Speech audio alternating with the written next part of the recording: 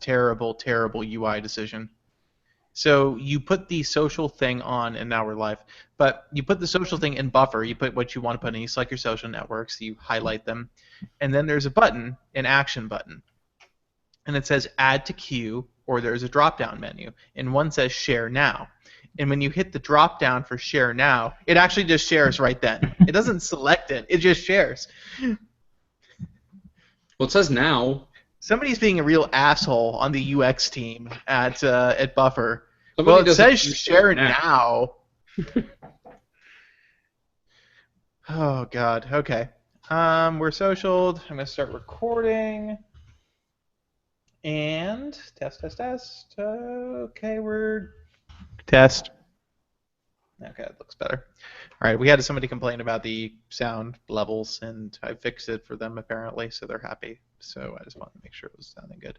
All right, share it on the podcast page, and we are, I think, good to go. Let's see if it actually.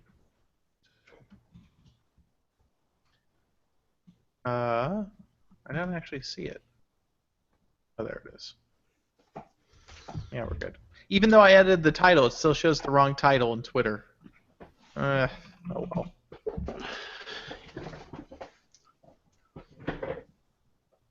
Okay, we're good to go.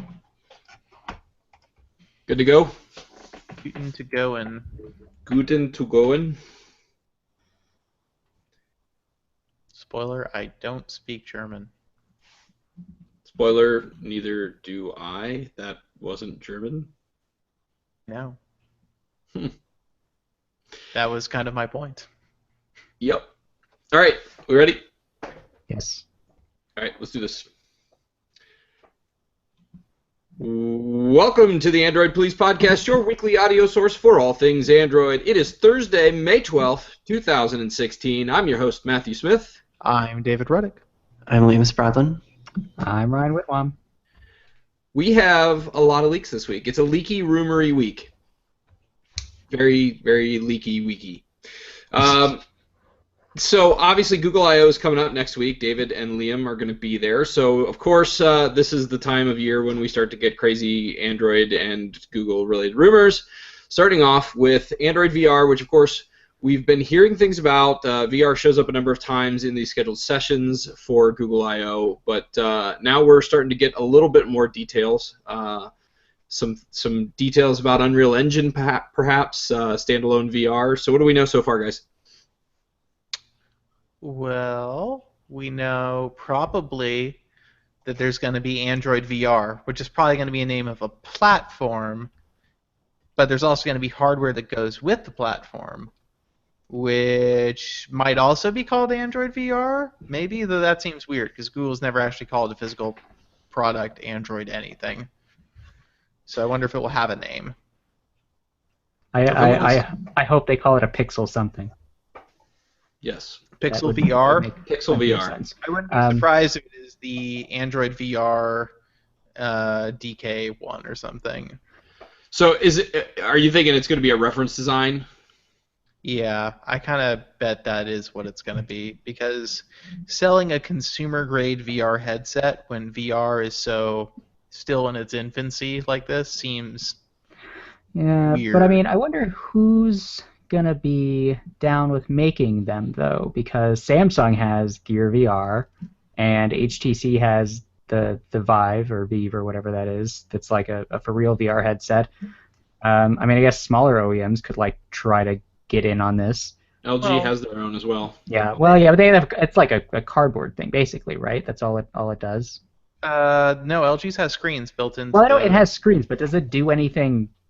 Does it have its own content? Does it do anything? It might have its own content at some point, maybe. I think it has a hub app. It's shitty. It doesn't matter.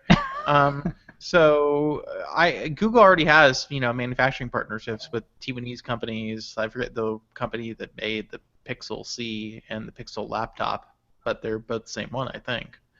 Yeah. And so this isn't a VR headset. Isn't hugely technically complex to design. Obviously all these same companies are working on the same premise. some big fat lenses, and a screen in front of them.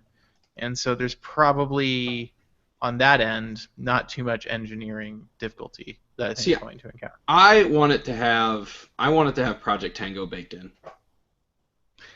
I don't 'Cause know if they're going to I do think that. you could do some really kick-ass I stuff with mean, that. a lot of the VR headsets, like the the for real ones, have like cameras that like can sense where you're looking and everything.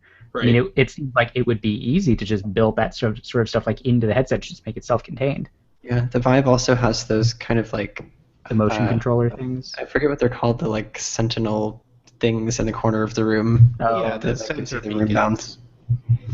Yeah, which is why I think Google won't have that. I think if Google has a controller, it'll probably be something that's it's going to either be a wireless accessory that talks to the thing over Wi-Fi or Bluetooth, but doesn't detect motion. But it's just kind of like maybe it's this one-handed controller, but it's just for kind of moving around or doing basic actions, or maybe it's just a kind of a gamepad style thing. I would be surprised if they go the full motion controller with sensor beacon route, because that's quite involved. yeah, But and Yeah. maybe they this will. and well, but this thing isn't supposed to have as much processing power as you would get with like an Oculus or Vive Yeah, because it's not like using a computer to run everything. It's all like supposed to be allegedly like built into like the thing on your head. yeah. I mean, I wonder how. I don't think that the tracking the controllers is computationally expensive. I think that's just a matter of, well, we've got to build beacons that have to talk wirelessly to the thing, and they have to work right and be relatively inexpensive. And maybe that's a pain in the butt. Maybe it's not. I don't know. I don't think there's anything on. I don't see why CPU wise you could make those beacons just understand what they're saying, do the decoding inside the beacon and send that to the headset as a an XYZ coordinate or something. But See that's where I think the spatial awareness that you get from the Project Tango actually is a nice happy medium where it doesn't give you the full recognition that you get with the beacons and the hand controllers, but allows you to at least uh, interact with your environment a little bit more. I guess would be the best way to put it. Maybe it can at least warn you if you're about to bang into a wall or something. I don't know. HTC Vive does let you know if you're going to hit a wall. That's true. It does. It's that's kind of interesting. So I would not be surprised if Google's VR thing focuses more on experiences that are not games than games, because games is that's Oculus and Vive have that, and part of that really comes down to the GPU power, and they're never going to be able to make that happen on a full standalone VR headset. Has anybody Well, actually done one of those roller coaster VR things? Nope. Like, I I don't know. When you say experience in VR, that's like the first thing that pops in my head, and all that is like a vomit rocket. Just I terrible. mean, when I tried the Vive, they had like that ship demo, and I felt like I genuinely reacted to that. So that was an experience. Yeah, I found though that that part is very much temporal. Once you understand how everything works in VR, you stop doing that. The first Oh, time I tried VR, I felt that same way. It was the one of the early Oculus DK1 demos with the Unreal Castle, engine demo. And every time I would float by like a pillar or a wall, I would lean or duck to avoid it instinctively, because my brain was telling me, "Hey, you're gonna hit that." In subsequent VR experiences, I realized pretty quickly, oh, that's just not how any of this works, actually, and you kind of that wall fades away. It's still immersive in other ways, though. Especially the audio becomes very immersive just because of the directionality relative to where your head is. So I don't know what Google's going to do. I would bet that a lot of it's going to center around video content and what they've been doing with Street View 360 and stuff like that. honestly, if they just came out with Android VR and it was literally just that, like just the OS in VR, I feel like that would be pretty awesome. So we actually heard that I put this in our post. We heard from a source a while ago that Android N would have a VR launcher. So you will I have a want that launch. so bad. Yeah, and if you combine that with Project Tango, I mean, obviously the point of that, you get all Minority Report basically, where you can just reach out and touch your Right. icons, which would, I mean, I would imagine would probably be Google's end goal for VR, I'm is you don't just need the controllers. Yeah, I'm just dying to like see what that looks like Yeah. actual practical software in VR. Yeah, I'm very curious as well. So we will find out next week. I can't wait to spreadsheet in VR. That sounds awesome. Yes, Excel. Sounds good.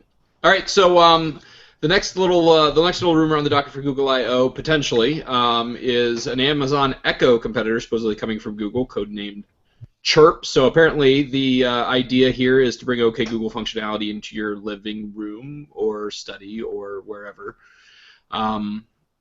So I don't know. Do any of you guys actually have an Amazon Echo? I haven't used one. I don't know how compelling they are. At least to spend $200 on one doesn't seem compelling to me. But I don't know. If any of you have used one, please speak up. I have not. I mean, Ryan, I would imagine you would have an Echo for some reason. I don't why know would you imagine that? I don't know. Offended. Yeah, I know. Like, what makes you think that? I'm not someone who actually even uses voice commands on their phone that much, so I have like really no interest in this. But I was surprised that Amazon was the one that came out with that first. Yeah, I mean, so I guess my thing would be, well, if Google just makes an Alexa clone, um, why wouldn't you buy that instead of Alexa? Unless you have like smart home integration that you don't want to break, e.g., your Artem. And I guess that's whatever. But if you just want it for like timers or to play music or to answer questions you have, Google would probably be better at, well, all of those Yeah, I things. mean, if you're already an Android user and you've ever like used the voice commands in Android, like this would presumably be the same kind of stuff, and we But I already don't know understand Google's. why I just wouldn't continue using the voice commands in Android. I mean, Yeah. Well, I guess I mean I would imagine if they're going to do this, it would be sort of like a hub for the house that like anybody could use to like do voice commands for things. When you say like, because for they're some really good at reason, that. They're really good at that home hub thing, right? yeah, totally. This will be the chirp by Nest, the Nest chirp. David's typing furiously on a tablet or something. Is it vibrating through? Yeah. Wow. For some reason, when you said like asking Alexa any questions you might have, I just imagined somebody like sitting on their couch and being like, Alexa, how are Babby formed? I bet. I mean, if you ask Google that, I bet it has a funny answer. I wonder if it does. All right, research. Okay, I'm going to do it. Okay. Okay, Google. God damn it. Okay, Google. How are Babby formed? It actually doesn't. It just gives me a know your meme result. Missed Play. opportunity, Google. Bummer. Come on, Well, Google. hey, speaking of Google search, apparently there's a new version of a Google keyboard that has rolled out for iOS, not Android, of course, called the Gboard, which allows you to Google search right from your keyboard because, I don't know, hitting the home button and using a separate app is too much work, I guess. But it allows you to put your search results into your text just right through the keyboard, which So I don't know what that looks like. Well, there's well, a you can video find out of it. eventually because there are apps that already do it. But Yeah, it's not. It's not a new idea, but I think this is Google's. This is the first time Google's actually had an iOS keyboard, right? This isn't an Yeah. update. So I mean, there's a Google keyboard for iOS, which by itself is cool for iPhone people, I guess.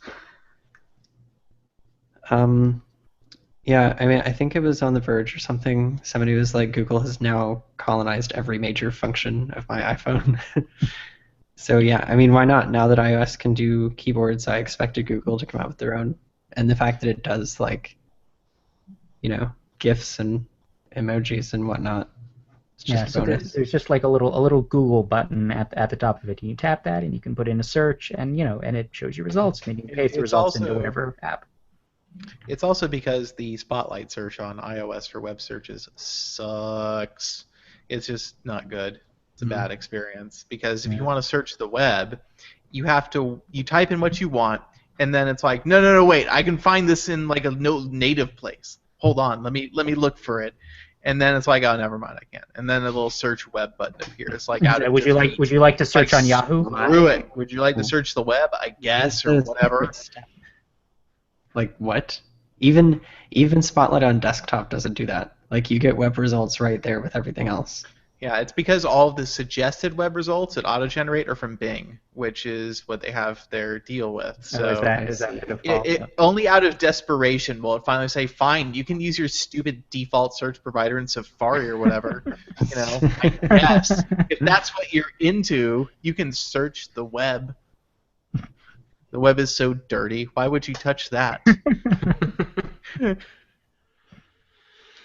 All right, so let's move on to some non-Google related rumors. Apparently, we saw some leaks this week from upcoming Motorola devices, the Moto X, the next generation, as well as Droid devices, and apparently they're going to be modular phones in 2016. Who knew? We need like 18 quotes around that. Yeah, we please. do. We really do. They're phones 18 with optional attachments. Yeah, optional And, attachments. Sorry. So okay, but I think what's possibly even more interesting about the Moto X leaks is that there are going to be 2 Moto X phones that have the modules. So there's going to be hold on, I don't know if we have it in this article. I think they're called the Vertex and the Vector Thin. Those seem like code names. Yeah, they're going to be called something to differentiate them because they're going to have different hardware. One's going to be more modestly last spec'd year than the was others. the Play and the Style, and this year will be something probably I just don't know. as dumb. Now that the Lenovo's calling all the shots, those sound like Lenovo names. If they actually call them that, can we just have an article that says the new Moto? I don't know. Like I can't. I'm so upset by those names possibly being retail branding, like that I can't even find a good way to make fun of them. They're just sad. Yeah. Okay. But so here's the weird thing: the flagship one is going to be the thin one. Hold on, I'm opening the article to make sure I have the names right. Vector Thin and Vertex. Yeah. Okay. So the Vector Thin is going to have a Snapdragon 820, but apparently the battery is only going to be where is it? It's 2600. 2600 milliamp hours, which is substantially smaller than the current Moto X or the Galaxy S7 or even the G5, which has a slightly smaller battery than last year. So, hey, but no, it's modular, so you can just get the battery attachment and then you're good, right? You just And I'm buy an guessing, extra module. based on pictures I haven't seen, that Wink. probably all of them will have to some extent battery expansion built in, because it would only make sense with some of them. We can only hope, which it kind of would explain why these phones look like unfinished, right? Like that, like the flat metal back. It just looks like they're not. It just looks like a prototype. So I'm assuming because of all of this that, well, I don't know. Looking at the Droid, it seems like the customization options will be there, but the Moto X not so much. Well, they're supposed to ship the style cover thing with it, so I think maybe it'll be more like the Moto G has been, where instead of saying like I want this specific back and that's it, you'll be able to get different styles. I see. So I think that's probably going to be more lame than what they do now, because I want to believe that this is one of those cases with the Moto X specifically, that it's kind of like how the 6P was, where we see it early and everybody's saying like, oh, that's so gross and ugly, but then we see it in person and it's like really gorgeous. yeah, But then I see that square home button and I'm just like, Yeah, Like, that's. we I really mean, have that's to go there. supposedly the fingerprint sensor. I mean, Motorola's had this really awesome dimple on the back of their phones for the last couple of Mhm. years that would have been great for a fingerprint sensor, or This that's place, what it was going to be originally. But like, now they're like, hey, let's change the design and put the fingerprint sensor like on the front. In a like really part of the design language was a place where your finger naturally gravitates, and they were like, screw that, we're putting on a square home button. yeah. Yeah, and I Okay, kind of feel so like if there were to be a keynote presentation, it would start with "What if design didn't matter?" I mean, like, I don't want to be like hyperbolic, but I mean, I feel like that's kind of the essence of this phone as it has been leaked. There is a complete absence of attention to the design. They're just like, hey, what if we just made a phone that was like good for adding modules to that? I think you're mistaken because I think they have taken the most iconic thing in all of the Motorola devices that they've had to date, and that's the flat tire, and they brought it to the phone. Yeah, the camera sensor has like a little flat tire That vibe. is interesting. And I'm like, I mean, that can't be an accident, right? Here's what I'm wondering about because okay, so I've got on my feed I've got the pictures from the article. So we've got this one, which is presumably the Verizon Droid, hence the little check mark above the fingerprint sensor. Yeah, it says On droid the- on the back. On the oh yeah, there it does. So on the back there's it looks like an array of pins. I'm guessing where our add-on whatevers you want to call them. Yeah, that's weird how that one has like a colorful pattern thing on what is presumably just the metal back rather than having like a back Right. attachment. Also, like, And are then- those pins? And then the other one, this one, the Moto X, has a completely different pin arrangement. Oh, are they different? Completely. That would be Okay, no. so. I think all right. I have my theory here. All right, so I think what's going to happen is what the style cover will actually contain the speaker, just like what LG did with the G5 Oh modules. my god. Ah, So the style cover will still actually link up physically and like electronically with the phone to power the speaker. And so what you're seeing on the Droid version there is the speaker grill. is the speaker Huh. with the style Mm. cover.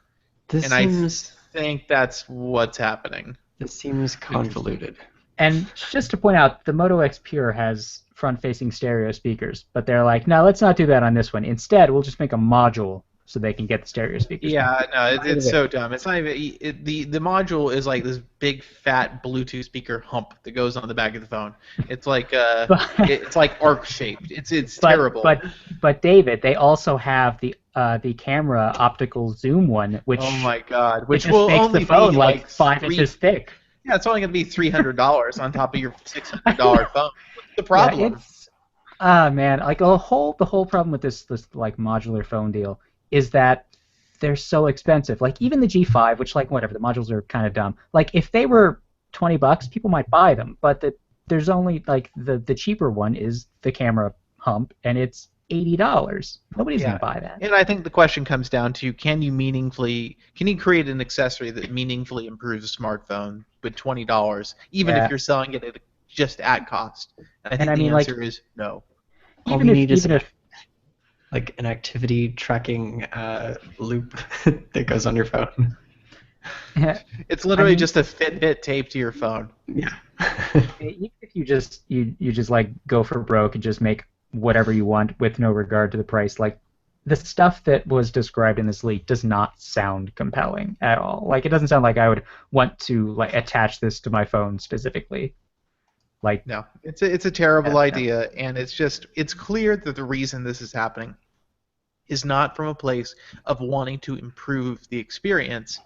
It's the worst reasons you can ever have to change a product in a fundamental it's way. like it is a desire to sell extra things and things that frankly should be built into the phone in the first place. This is like smartphone DLC. Yeah, it's differentiation for differentiation's sake, and it's Yeah. it's just a money grab.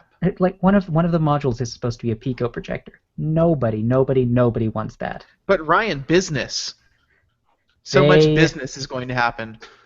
That is, I would pay money to be in a room with somebody who like whipped out their Moto X Vertex or whatever and was like, okay, hold on, let me put on my Pico projector module and just set this on the table. Everybody sit still. I'm going to turn the lights completely off so you can see this tiny screen I'm projecting on the wall. Well, Ryan, Oh, I there's know a we have person out I know there. we have a projector, but I'm just going to do this anyway. You gotta There's you a gotta do more than that. You gotta turn the lights out. You gotta black out all the windows because it's gonna be like 15 lumen.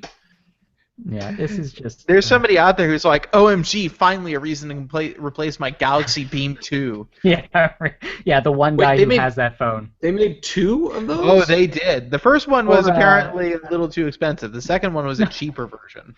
No, you know what? People who wanted that, they just bought that ridiculous ZTE hotspot projector thing. The thing Yes. that like got so hot like it would burn you. I remember Yeah. at CES. It was called a hotspot. For a Yeah, It reason. was a very hot spot. It was a cook and egg spot even.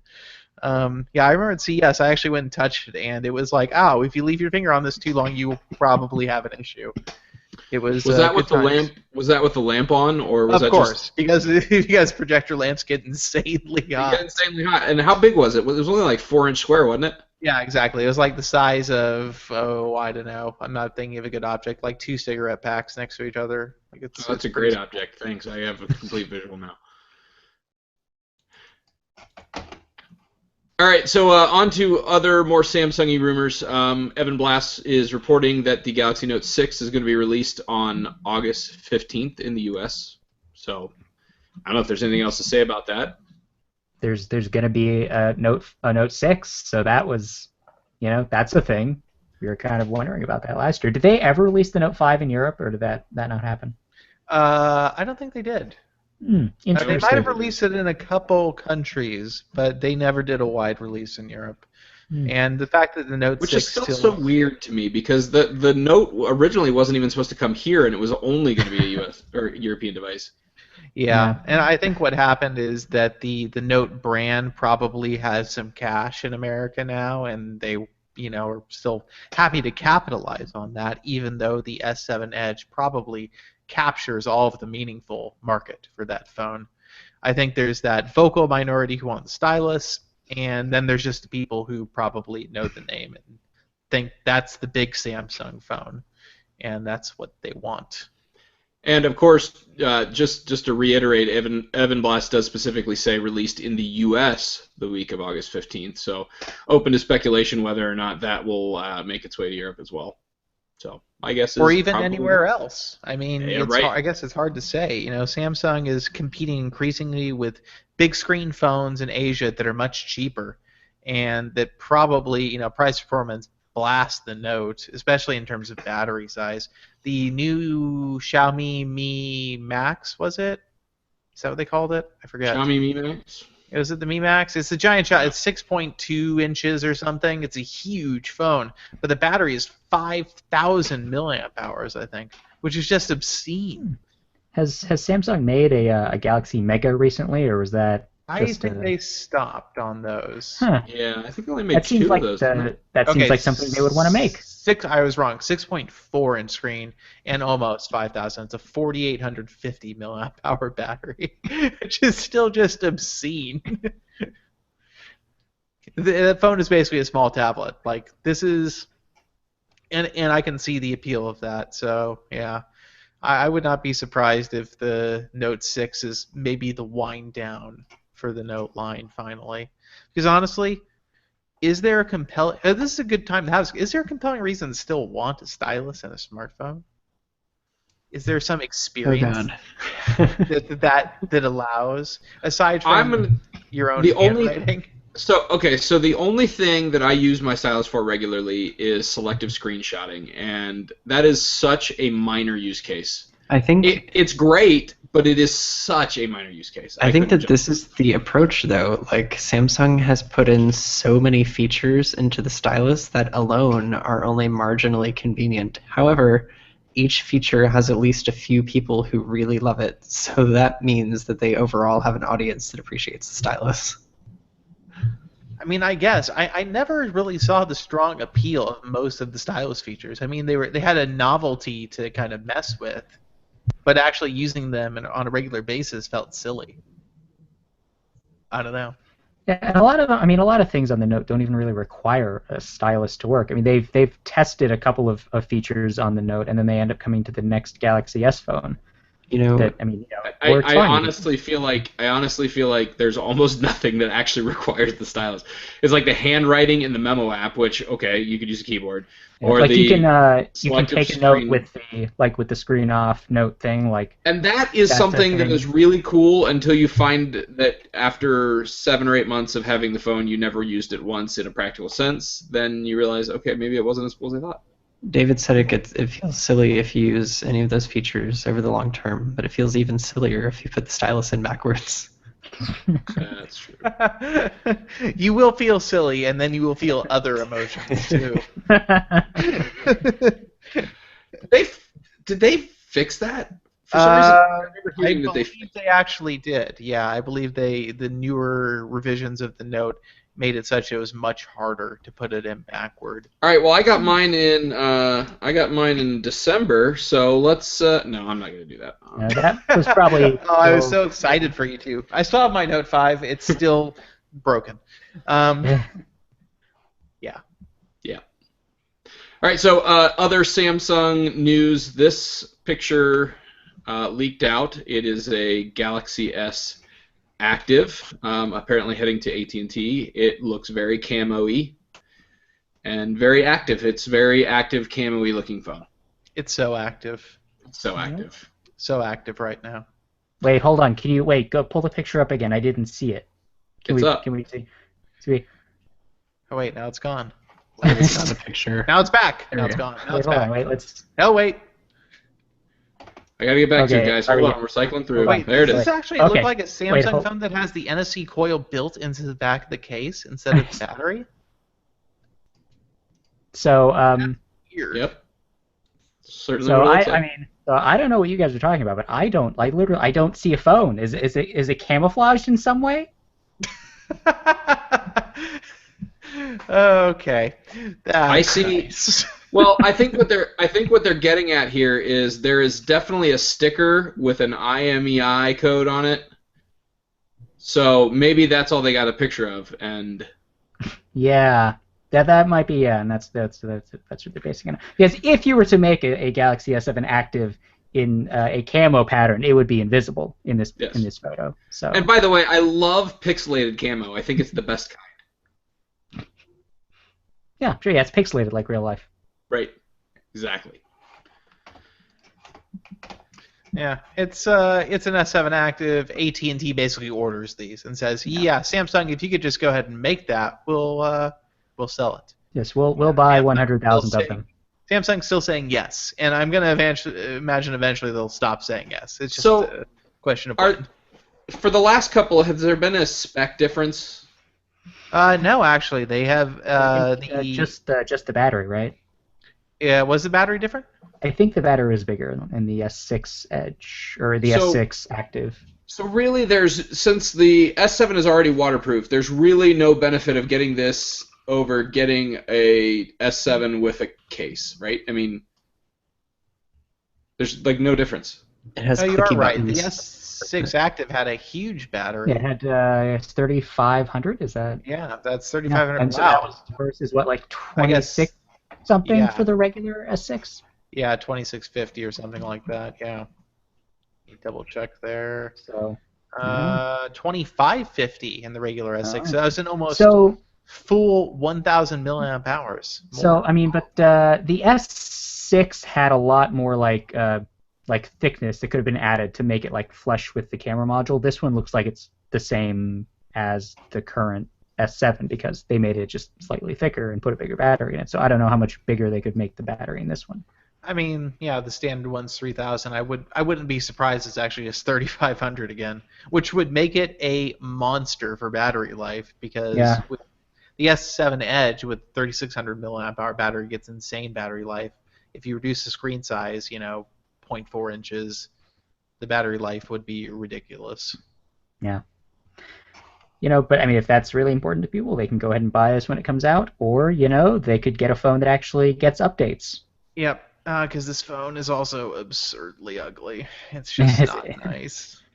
Like, I mean, if you are into Duck Dynasty, this is, I get it's fine, but this is, it's Maybe they can sell them with attachable modules that look like beards. That'd be perfect. All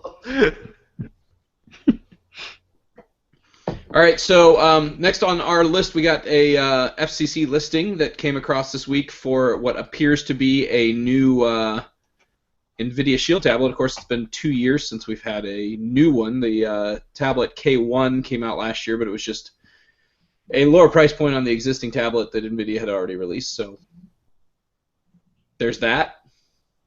Yeah, so I mean, supposedly it's gonna happen now, I guess. I don't know. I mean, it's like a full FCC certification report, which is better evidence than we've had for other NVIDIA devices that didn't happen. So yeah, I mean, the diagram in the documents looks a lot like the current Shield tablet. It is ever so slightly smaller, like by like a centimeter, like in the width and height, and just like a little bit thinner. So if this exists, it's probably still going to be an 8-inch screen. I feel like a centimeter thinner is not ever so slightly. This is a No, centimeter. not thinner. Like no, just like a little bit thinner, but like a centimeter width and height. Oh, gotcha. I love so top comment on this post, and I'm willing to take time to make fun of a commenter today on the Android Police podcast. I know, I'm so caring.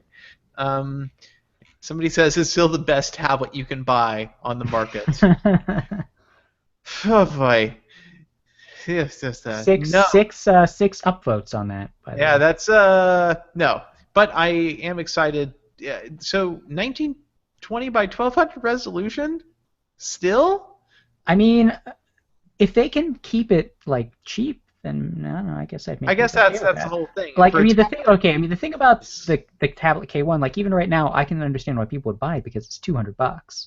Like the best Android tablet you can get is the Pixel C, but it's $500. That's a lot of money for an Android tablet. I mean, Hey, Liam, what do you think of your Pixel C, by the way? I just want to take a moment out of the show to say that I love the Pixel C. It's a great product. If you're a developer, wink wink, you can get a discount. Yeah, it's great. It's fantastic for everything, and it's just answered all my wants and needs out of a tablet. I have to admit, I'm getting ready to do a factory reset on my iPad Air 2 because the beta iOS releases have taken their toll. You don't say. And it's starting to get just a bit slow. Do you ever have to Liam, do you ever have to do factory resets on your Pixel C? I have not done a factory reset. I am, however, in the Android beta program, but still, it's running just fine, except for games. It's gonna be fine. Maybe you should sell your iPad and buy a Pixel C. No. I mean, you get that keyboard dock, and you could have the Type-C with the billion-watt charging capability. You can stick it on your fridge, David. What else do you want? Wait, the tablet or the keyboard dock? The Both? tablet. I guess, yeah, they both have magnets. But yeah, the tablet has super strong magnets. There's a light bar that tells you how much battery you have left on the tablet. Does your iPad have that? No, it does not. My iPad has an elegant, beautiful leather case. Sure. Corinthian leather? It feels like Corinthian leather, which is to say it feels very fake. So this will have a Tegra X1. Did we say that? That's the big thing. It moves on to the new SoC. That's based on a dude on the NVIDIA forums who has pointed to some things in NVIDIA's Android TV source code. Apparently, this thing is codenamed Hawkeye. It's been referenced in NVIDIA's Sounds right. report. So I guess we will find out if that's So what he says is Tegra X1, 3 gigs of RAM, 32 gigabytes of storage, and still a resolution of 1920 by 1200, which is frustrating on a tablet that's 8 inches across. It should be more, but other than that, it does sound good. So Tegra X1 brings a new GPU architecture. So that's the previous one. That's not. What's the one before Pascal? Which is right? Is it Pascal? I forget. Either way, it's a GPU architecture step up, and I'm sure somebody will tell us what it is.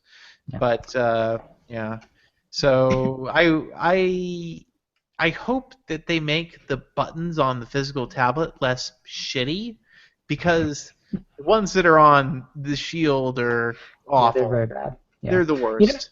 you know what would be interesting? So this the Tegra X1 that we have in the Shield TV and in the Pixel C is the conventional ARM core version. But what if this one is running like a new version of their crazy Denver cores that kind of screwed up the Nexus 9? Ryan, Denver never existed. Let's just not talk about that. It's past. It's gone. I'm sure that the new Tegra X1, just like my Android TV, will crash Android apps faster than you've ever seen before. The time you will be booted back to the home screen is the shortest I've ever experienced on an Android device. Well, that's glowing. Thanks. I kind of like my Shield TV sometimes. I mean, most days I actually don't like it very much, but some days I do. All right. Well, we got one more set of leaks this time around the OnePlus 3, which you knew was inevitable. Eventually, there was going to be another OnePlus 3, which I mean, well, but not this year though. They could. I mean, that can't be for this year because the OnePlus 2 was the 2016 flagship killer. Yep. It was. I It'll recall have to that. come out next year. Yeah. Well, this one can kill next year's flagships. Well, but I mean, if it comes out, it's going to instantly be killed by last year's phone. Yeah. So, It doesn't I stand mean, a really, chance. they painted themselves into a corner with this. Oh my God, you're right. I have 3 comments about this. Okay. First comment is I could appreciate the Shin-Chan sticker that the leaker has put on the phone. My second comment is the face beam wallpaper. I hope that stays around. The third comment is if any of the previous OnePlus phones looked close to white label devices, this one looks even closer to me. Yeah, man. This just looks like some generic Chinese phone, which I guess kind of is. It really does. It's probably.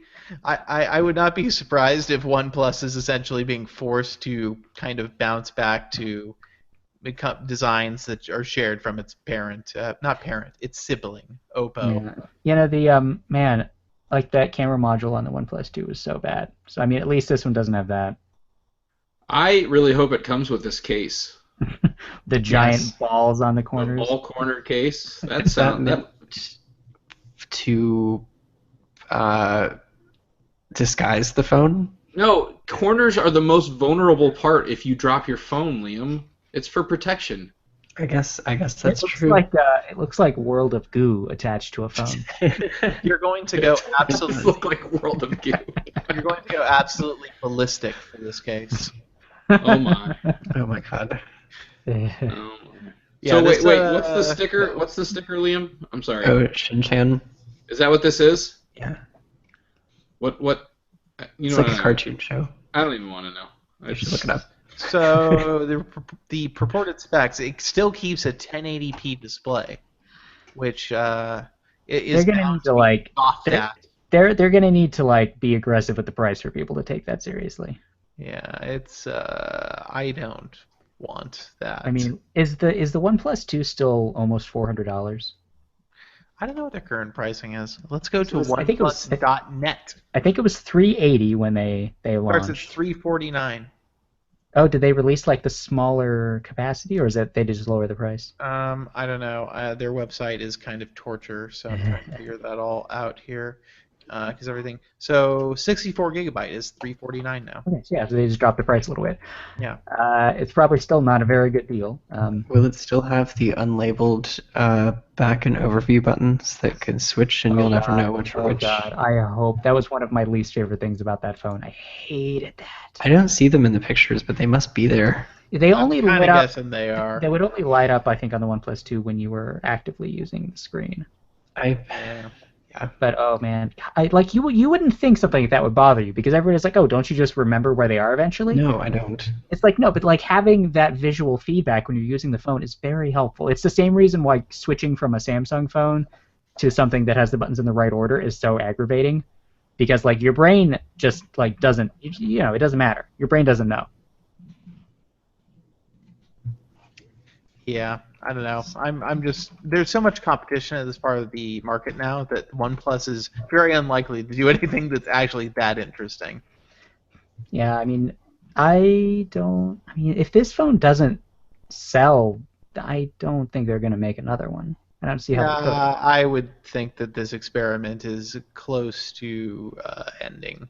Yeah, like, I mean, nobody really. I don't think anybody really likes the OnePlus 2, right? Like, there are still people that defend the OnePlus 1, but I don't think anybody really cared for the OnePlus 2. Yeah, they definitely their fan base, was completely pulled to the OnePlus One, which is still a very popular device on Android, please. But the OnePlus Two never got that popular, and then the OnePlus X was obviously even less popular than that. So I think that it was they had their moment in the sun, and it's gone now.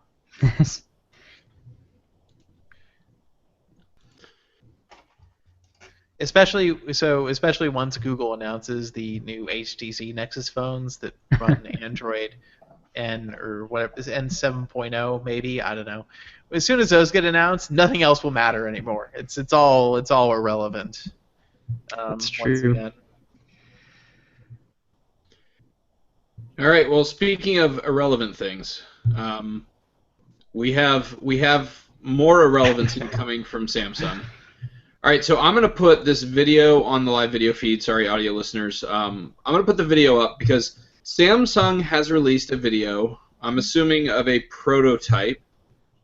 Oh, I wouldn't. Galaxy- That's so generous. Yeah, no, this is definitely CGI.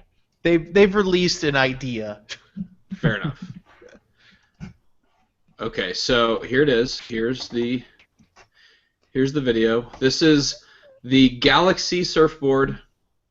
And if we had taken the time to read the article before we started our pre-show conversation, we would realize that there is a drawer specifically for the Galaxy S7 to slide in. I see. So yeah, It's a phone accessory. It's a modular phone accessory. It's a module for your phone. So yeah, it's a surfboard, but on the top there's like a dot matrix display that can show you notifications. It says alone in the middle of the ocean in the video, but like, do you get cell phone service in the middle of the ocean? Well, I mean, it's not like he's in the middle of the ocean. He's probably hey, like 100. They said the middle of it looks pretty rural out there. I don't know. I mean, I don't know what kind of cell phone service he's getting. But so yeah, you put your phone inside the surfboard, and I should point out in this video, the thing they put in the surfboard definitely is not a Galaxy S7. Yeah, it's something. It's a generic Samsung-looking phone thing. It's like a prop that somebody didn't even take the time to like pay attention when they were designing. But yeah, it's a ridiculous product that I hope they actually make. I hope they actually make and sell one of these, because it would just be funny that it exists. So for the video viewers, you can see right here they are sliding a phone, and of course you'll notice the phone is upside down. The Samsung logo is upside down while the screen is right side up, so that's not a thing that's possible with any phone I've ever used. But it has a little drawer. It slides into the surfboard. Yeah, I think this mostly came down to somebody on the marketing team had the idea, wait, what if the smart surfboard is like a giant phone and there's a SIM tray for the actual phone? It's kind of like Boom. It's kind of like you turn your phone just into a SIM card adapter for like a really big SIM tray. You guys, this is just the same thing as an Asus transformer. Except instead of a laptop, it turns into a surfboard. Exactly. I mean, that's the next logical step, right? And you're wondering how it connects to the internet. Is there LTE signal? I feel like you've never even heard of surfboard modem before. Ooh, yeah, I am not okay with that joke. All right. So, anyways, my money says you can never actually buy this ever. Probably not. They should build a projector into it. As a module. Like, I especially don't understand this because I feel like making a surfboard is not just about, like, you're going beyond the realm of like phones and tablets at this point. Like, I'm sure there's specialized things about surfboards that people who buy surfboards know things about surfboards. This guy's doing tricks and stuff. It's got to be good. Yeah, totally. This But is like Samsung has to become a surfboard company in order to like make a good surfboard. They can just partner with the surfboard company. Like, okay, design a surfboard. Now we're gonna totally They screw it up can by they sticking the can screen into license it. the name of a surfboard company. Yeah.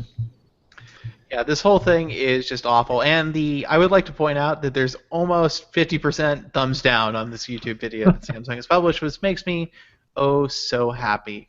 Because seriously, it's one of those things that's just it's so obvious we're in a tech bubble of some kind. Like no rational company actually wastes money on Well, a I mean, Samsung has got just stupid amounts of money, though. yeah, Like and they it's just they, but they they're are their own wasting bubble. it. Yeah, they're just throwing it away. Yeah. Not even Google's moonshot products are this openly ridiculous. This Yeah, I is mean, Google's projects, at least they have some sort of like end game, sort of. Like they have an idea, even if the idea is ridiculous. But like, Also, a surfboard is not solving any like societal problem. You know what I But mean? you know what, Liam? That music makes me think it is. That music is so magical. I mean, I and, don't like, know. Maybe Do if you everybody guys- surfed. I'm seriously. I want to know. Have you guys ever surfed without the support of your coach and fans behind you? no, I have not. I can honestly say that I have not done that. Well, this is the I've not problem done it it solves. Like, you can go surfing and have your coaches and fans support right there on the board with you through text messaging. Through the It says right magic at of the, text messaging. it says right at the end, progress knows no boundaries. So Even Yes, can you boundaries argue with of that? sanity. It doesn't even know the sanity boundaries. So, that's good. All right, so we've got some app news this week. Apparently, there's an app for weather on Android now that used to be previously exclusive to iOS called Dark Sky, and it has come to Android, but it has come at a cost, at a subscription-based cost, in a fact, subscription-based cost. which Yes. it did not have on iOS, and people are upset about this.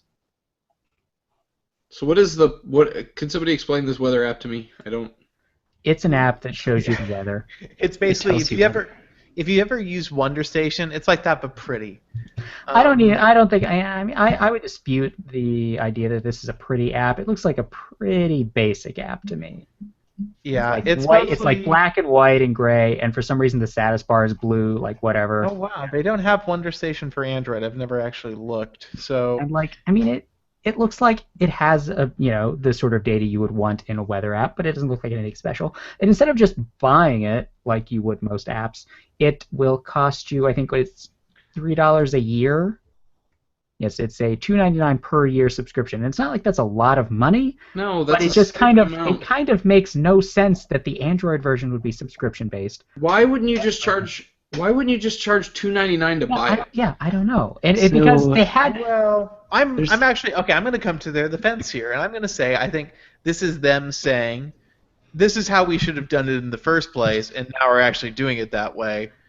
And I don't actually have a problem with that because honestly, if I'm actually using this app constantly, $3 a year, I don't even care. Like that's look, fine. like in a vacuum, if there was an app that I used frequently and it cost $3 a year, fine. Like whatever. Like I'll pay for Pushbullet on a subscription basis because I use Pushbullet all the time.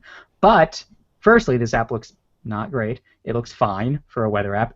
And secondly, they should have known coming to Android with this model, they were going to get the shit kicked out of them. Well, And if you look at their reviews, it's a mess. So Yeah. there is the argument that like, use this app all the time. It makes sense to pay for it more than just once because that's not really sustainable for a business to like keep making a product. But I think that the problem is that people are perceiving it as like you buy it once on iOS, which is a market reality of most apps. But then coming to Android, like asking for a subscription, which if you subscribe to it for even 2 years would cost more than the iOS app, people are seeing that as like obviously negative. Like they don't Yeah, enjoy I mean, that idea. Right now, it has 2.5 stars in the Play Store. Like that, and it has like a lot of reviews because it's free to download, of course. And then people like see it's a subscription, they're like, "What the hell?" They leave a bad review. I mean, this app, it's like it's already over for them. They're never going to come back from having such a bad launch. I also just want to take this moment to say that I think the review system on the Play Store is completely broken, and any app store for that matter. I think it's totally broken, and it encourages really negative behavior. Not Yeah, I'm sure necessarily there. to make I'm sure there are but people in here saying like, change the subscription model. I'll change my review, and they won't ever do that. yeah. Yeah, I think what's going to happen with this is the iOS app is popular enough that word of mouth will probably push 5-star past the 1-star eventually. I think that today early adopters are the most vicious of any app user, of any hardware user too. So I think you're underestimating how cheap people are. I don't think it's a matter of cheapness. I think it's a matter of people who are aware that there is a difference in the model from iOS to Android versus people, the vast majority of consumers who don't care about that. And if they Well, hear about the app from their friends and they go to the Play Store and download it, then I honestly think this is being overblown to a tremendous degree. I understand why people are upset. I just think that as things go to get upset about, this is dumb to get upset The about. thing about it, the thing about it that doesn't make any sense to me is because I've heard for years now about how Android users don't pay for stuff and iOS users do, and this just seems like completely okay, counterintuitive based and on like that. okay, if you go into like the reviews, they're like replying to people because that's a good idea. And they're like, hey, the subscription means that it's a lower upfront cost, but if you look, it's like $1 less than the iOS version. Right. It's not really And a good argument to be making. yeah, so coming to a platform with the expectation that people aren't going to pay and then asking them to eventually pay more. Like I think that they can get out of the ratings hole, but I don't know. I'm okay with people being upset about this because I feel like we need to talk about this stuff. Like this is just again exposing another problem with the way that apps are sold. So Plus Cubed in the chat room says that they probably wanted to have a free initial price as opposed to a $4 app, and I understand that. That's a valid point. But there's a lot of apps that work around that, Yeah, and there it's just are a called you ton get a of free yeah. version, and then there's a pro upgrade that you Yeah, pay. you can have like an unlock or APK, or you can have an in-app purchase. This is not an unusual way to do it. Right. Well, no, this is an No, I unusual know. way Yeah, to no, do this it. like no, this like having having Yeah. like an in-app purchase is not unusual. But yeah, having a subscription for something like this is very unusual. Not that I'm like again, I'm not opposed to the idea of having a subscription for apps that I use frequently, but they are obviously going about it poorly. Well, I still think that the thing is they can't change to a subscription on iOS now because well they made that choice and now they're pretty much stuck with it there. Yeah, If I mean, and the other thing, like you look at what you get. It's not like the app stops working if you don't pay for the premium stuff, but like the premium options just don't seem very compelling to me. Like down to the minute forecasts, like is that I don't know how accurate is that? Like yeah. rain Well, notifications. I feel like there's an app that does the down to the minute, like Weather Timeline or something. Somebody does that already. I love Weather Timeline. Yes, Weather Timeline is very good. I mean, yeah, there no doubt there are competitive apps. Like I wouldn't use this either. I like Weather Underground just fine, and Weather Underground is just as hyperlocal as this because they source from the same goddamn network I of do home weather believe that Weather stations. Timeline gives you the option of using Weather Underground data as well. Yeah, so that to me is not a compelling reason to use this. I would just say that the reason it's kind of an arbitrary reason to dislike the model because the whole reason people dislike the model is because well you did it this way here. Why would you do it different here? And I mean, they could explain it and say, well, listen, we decided that the way we did initially probably wasn't good for, expanding our growth down the line, and we feel this is a better way to do it because it shows that if people really want the app, we can have a much better idea of what demand looks like as the app ages. And we can figure out, well, do people actually want to continue supporting it? Is this something we should keep investing in? And I think that's perfectly acceptable. I think that getting upset because there is a disparity in business model between operating systems is it's complaining because of the Android versus iOS narrative where oh well iOS people are special and Android people get treated like shit. And it's not really true though. It's anecdote and it's also as examples go not an extreme one at all. Like the disparity is generally minimal in terms of overall consumer cost. So I just have a hard time actually being upset Um, about this in any way. I think actually you would be surprised how the iOS versus Android narrative plays out in companies that aren't on Android yet. I'm not saying that that's happening here, but it is definitely something that still exists. But yeah, like I said before, I'm okay with people getting upset because there are discussions that really need to happen about this sort of thing, like about selling apps and what is sustainable and what people should accept. Whether this is right or wrong, it's something we have to talk about. Yeah, but I think that's the thing, though. The discussion people want to have is that they want it the way that makes them happy. Yeah, that's And true, of and what course. makes them happy is I want to Free. pay one time as little as possible for this thing and use it forever and get support forever, which Yeah. is completely unrealistic.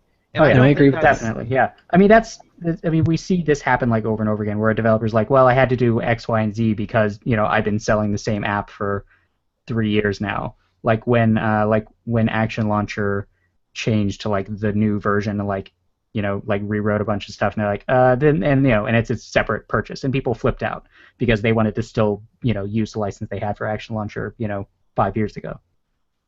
yeah, and I don't think that's fair to developers because you're basically saying that you actually don't value the product. You just want to use it and you don't want to actually support it in a material way. And so, yeah, I would say that it's the same. It's totally just a it's completely invented by and Apple created this problem, like no doubt, with the whole $1 equals an app idea, Yeah. which was awful and really kind of I got don't think us. so. I don't think that most people realize that like on the handset store on like Windows Mobile and stuff like that, apps were like $15. Yeah, I remember on Windows Mobile ages ago. Like I had a Dell Axiom X51V, and like I remember paying $20 for games on that, and Yeah, they and were I think crappy.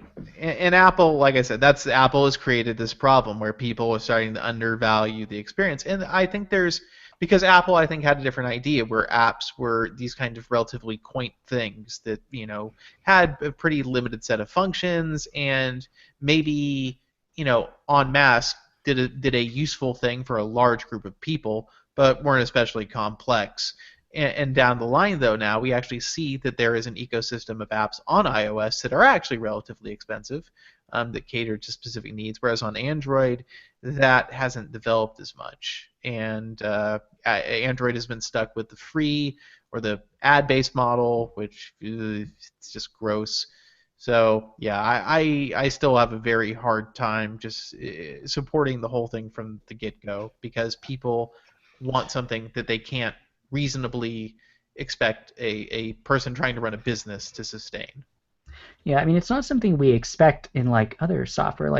It's common to renew licenses for desktop software, but we don't expect to do that for apps. I mean Yeah.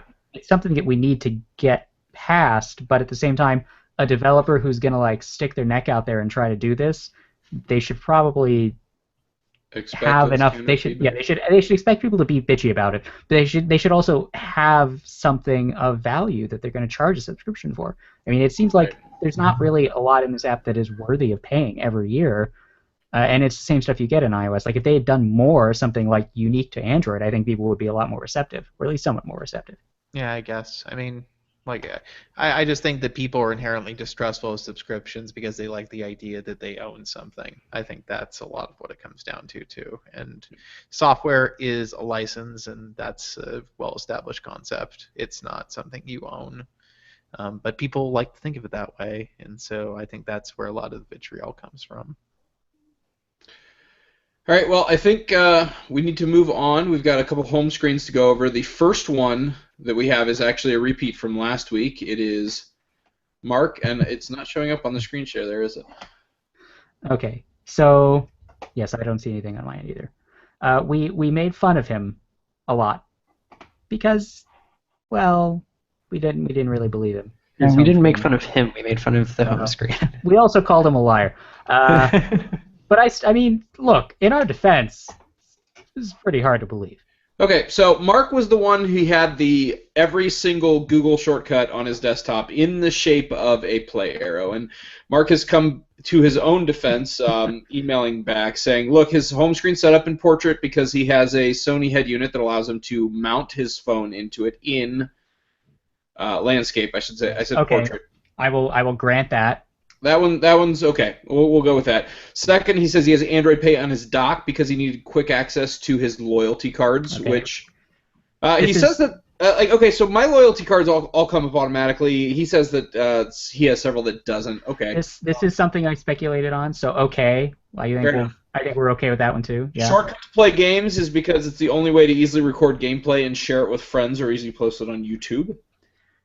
But he says he does a lot of Clash of Clans. I'm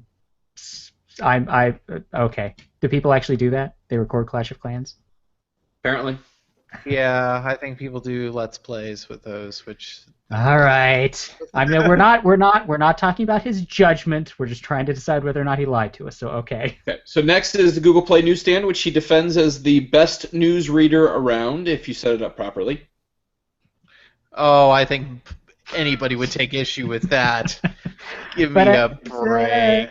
Whatever. Like I said, we're not judging his ability. Yeah, I mean, if you like Newsstand, that's fine. There's no reason. Well, there probably are reasons to dislike it, but I don't use it, so. Next, like he can make that decisions. We're just, he's not lying yet. I think he's a grown up, presumably. I don't know. He can make decisions for himself. All right, so the next one is the Google Store. It's a shortcut to the web page, and he says there's no other good way to get it since they pulled devices out of the Play Store, but on mobile it never was in the Play Store. So I'm gonna take issue with that. Devices were never in the Play Store on mobile. Okay, he says he checks it a couple times a week to stay on top of what's new and see the promotions.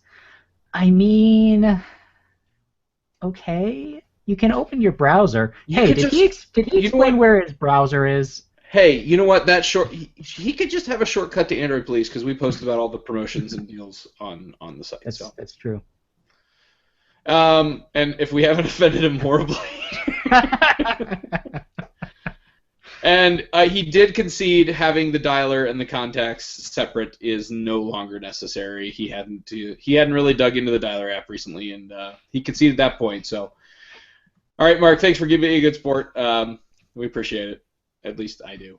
Also, he says that he likes Beyond Pod, and he admits that we probably disagree, and he's right because I don't get that app. It's very confusing. All right, so next is a new home screen from Benjamin. So Benjamin apparently likes to train his dragon. That sounds terrible when you say it like that.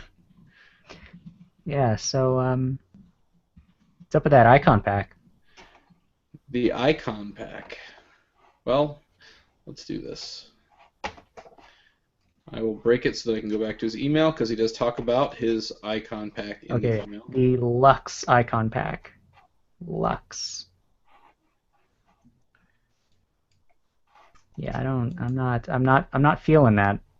It's very, I don't know, it feels very like gradient and It's retro.